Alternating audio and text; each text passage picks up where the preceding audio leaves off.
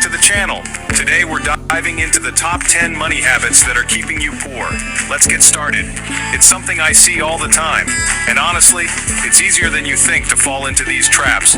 We're talking about those seemingly small, everyday things that add up, those little leaks in your financial boat that, over time, can genuinely sink your chances of building any real wealth. You might even be doing some of these without realizing the long-term damage they're causing. Now, nobody wants to stay broke, right? We all have aspirations, whether it's buying a home, traveling, retiring comfortably, or just having that peace of mind knowing you're financially secure. But the reality is, a lot of us are held back not by a lack of income, but by a lack of awareness about how our daily habits are impacting our bottom line. It's like trying to fill a bucket with holes in it. You can pour more and more water in, but until you plug those holes, you're never going to get ahead.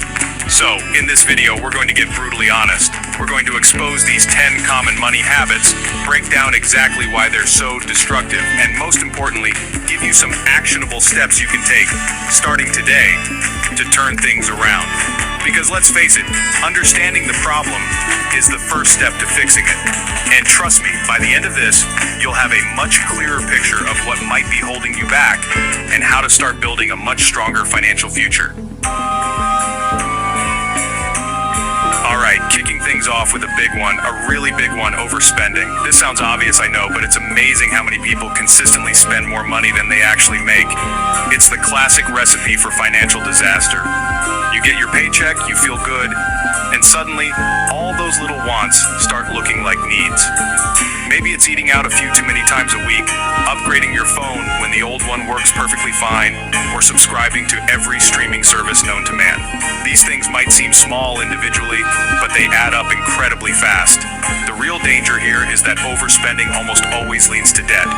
You start swiping the credit card a little more freely, maybe you dip into savings you shouldn't, or worse, you start taking out loans to cover the shortfall. This isn't just about not having money left at the end of the month, it's about creating a cycle where you're constantly playing catch-up. You're essentially borrowing from your future self, and your future self is going to be pretty annoyed, especially when they realize they're paying interest on last year's takeout. Financial stability starts with a simple yet often ignored principle: spend less than you earn, period. Next up, and this one is a close cousin to overspending, is not having a budget. Seriously, if you don't have a budget, you're essentially trying to navigate a ship in a storm without a map or a compass. How can you possibly know where your money is going, or if you're on track to reach your financial goals, if you're not tracking it? A budget isn't about restricting yourself to the point of misery. It's about giving your money a purpose. It's about making conscious decisions about where your hard-earned cash is allocated. Think of it this way: a budget is your financial game plan. It tells your money where to go instead of you wondering where it went. Without one, it's so easy for those little expenses, the coffees, the impulse buys, the subscriptions you forgot you had, to just bleed you dry. You get to the end of the month, look at your bank account and wonder, where did it all go? A budget brings clarity. It shows you the reality of your spending, helps you identify areas where you can cut back, and empowers you to actually take control of your financial destiny. It's a foundational tool for wealth building, and skipping it is like trying to build a house without a blueprint. Let's talk about impulse buying. We've all been there, right? You're walking through a store or scrolling online and something catches your eye. It wasn't on your list, you didn't plan for it, but suddenly you absolutely need it. That's the impulse buy ambush, and it's a silent killer of financial progress. These unplanned purchases, often driven by emotion, clever marketing, or just boredom, can wreak havoc on even the most well-intentioned budget. It's the treat-yourself mentality gone wild. The problem with impulse buys isn't just the immediate cost, though that's bad enough. It's the cumulative effect. A $20 impulse buy here, a $50 splurge there. It might not seem like much in the moment, but over weeks, months, and years, it adds up to a significant amount of money that could have been saved, invested, or used to pay down debt. Think about all those things you bought on a whim that are now gathering dust in a closet. That's money that could be working for you.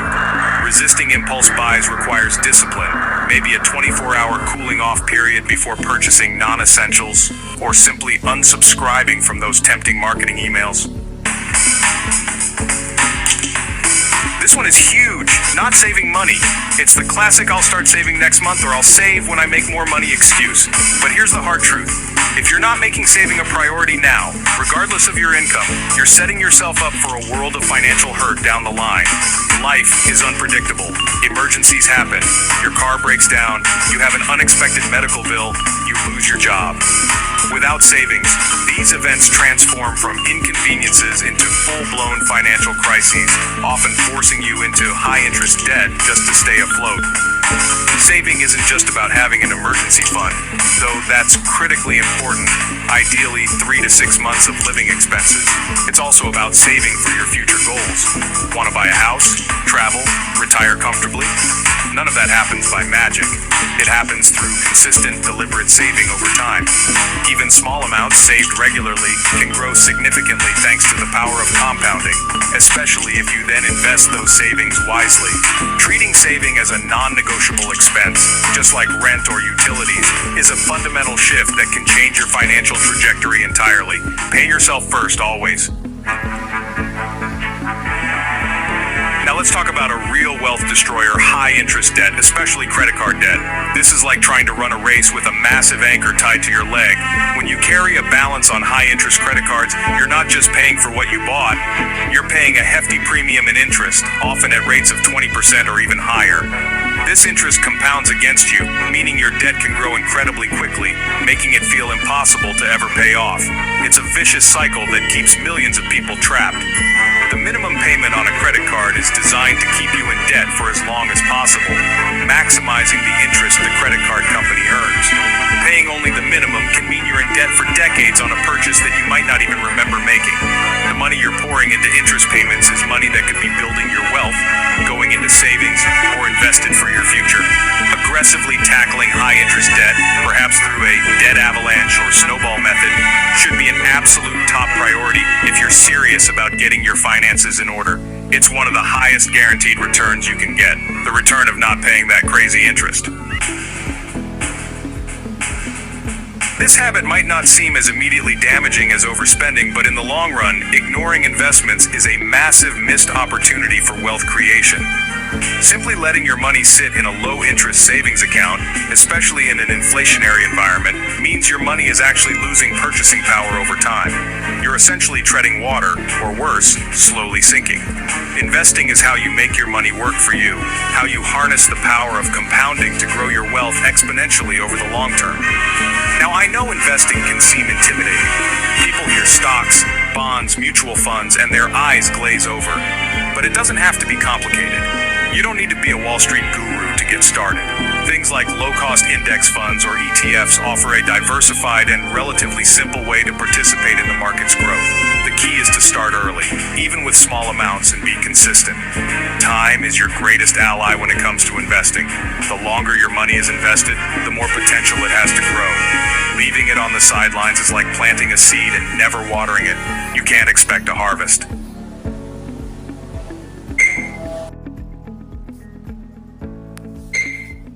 Chapter 7. Habit number 7. The lifestyle creep, when more income means more problems. Lifestyle inflation, or as I like to call it, the more money, more problems trap, but not in the way Biggie meant it.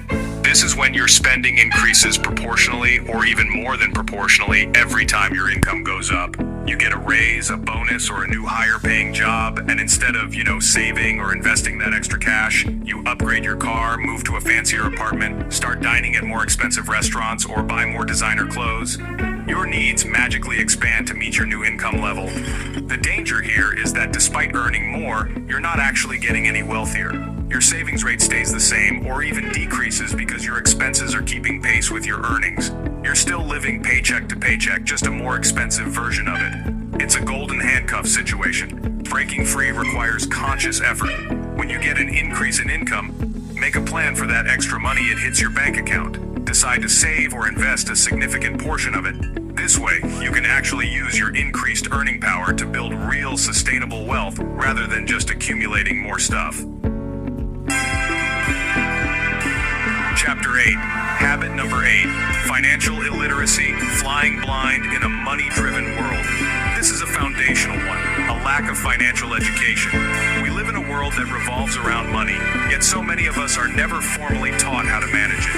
We're expected to just figure out budgeting, saving, investing, debt management, and taxes on our own. This lack of knowledge can lead to a cascade of poor financial decisions, not out of malice or irresponsibility, but simply out of ignorance. You don't know what you don't know, and in personal finance, what you don't know can definitely hurt you. The good news is, financial education is more accessible than ever before. There are countless books, blogs, podcasts, YouTube channels like this one dedicated to helping you understand personal finance. Taking the time to learn about concepts like compound interest, asset allocation, tax-advantaged accounts, and different types of debt can be incredibly empowering. It allows you to make informed decisions, avoid common pitfalls, and identify opportunities. Think of it as investing in yourself. The knowledge you gain will pay dividends for the rest of your life, helping you navigate the financial world with confidence and competence. Chapter 9. Habit number 9. Aimless drifting. No financial goals, no financial direction. If you don't know where you're going, any road will take you there. And in finance, that usually means you're going nowhere fast. Not setting clear financial goals is a habit that keeps many people stuck in a cycle of just getting by. Without specific, measurable, achievable, relevant, and time-bound SMART goals, your financial decisions lack direction and purpose. Saving money becomes a vague idea rather than a concrete action plan. Paying off debt feels overwhelming instead of a series of manageable steps. Think about it. If your goal is to save more money, how do you know when you've succeeded? It's too nebulous. But if your goal is to save $5,000 for an emergency fund within 12 months, now you have a target. You can break that down into saving approximately $417 per month. This clarity allows you to adjust your budget, track your progress, and stay motivated. Whether it's saving for a down payment, paying off student loans by a certain date, or reaching a specific retirement number, having well-defined financial goals gives you a roadmap and a reason to stick to your financial plan, even when it gets tough. Chapter 10. Habit number 10, the maybe tomorrow menace, procrastinating on your finances. Finally, we have the silent killer of financial dreams, procrastination. Delaying important financial decisions, whether it's starting a budget, opening an investment account, creating a will, or tackling that mountain of debt, can have massive, often irreversible negative consequences. The "I'll get to it later" mentality is so tempting because financial tasks can often feel overwhelming or unpleasant. But later often turns into never, or at least too late to reap the full benefits. Think about the power of compound interest, for example. The earlier you start investing, even with small amounts, the more time your money has to grow. Delaying by just a few years can mean tens or even hundreds of thousands of dollars less in retirement. Similarly, ignoring debt doesn't make it go away. It just allows interest to accumulate, making the problem bigger and harder to solve. Procrastination is essentially choosing to accept a worse financial outcome in the future for a little bit of comfort or avoidance today. Breaking this habit means taking small, consistent actions, even if they're imperfect, rather than waiting for the perfect time that never comes. So, there you have it. 10 money habits that are almost certainly keeping you from achieving the financial success you deserve. It can be a bit confronting to recognize some of these in your own life, I get it. But awareness is truly the first and most crucial step towards making a positive change. Nobody gets this stuff perfect right out of the gate, and it's not about beating yourself up over past mistakes. It's about deciding right now to build better habits moving forward. The journey to financial freedom isn't a sprint, it's a marathon. It's about making small, consistent day after day, week after week. Pick one or two habits from this list that resonate the most with you, the ones you know are holding you back, and start there. Maybe it's finally creating that budget, or making a plan to aggressively pay down that high-interest credit card, or setting up an automatic transfer to your savings account each payday. Every positive action you take, no matter how small it seems, builds momentum and gets you closer to your goals. Remember, you are in control of your financial destiny. These habits are just that, habits. And habits can be broken and replaced with new, more empowering ones. It takes effort, it takes discipline, but the rewards, financial security, peace of mind, and the ability to live life on your own terms are absolutely worth it. Thanks for watching. If you found this video helpful, make Make sure to like, subscribe, and hit the notification bell for more tips on managing your money. See you in the next video.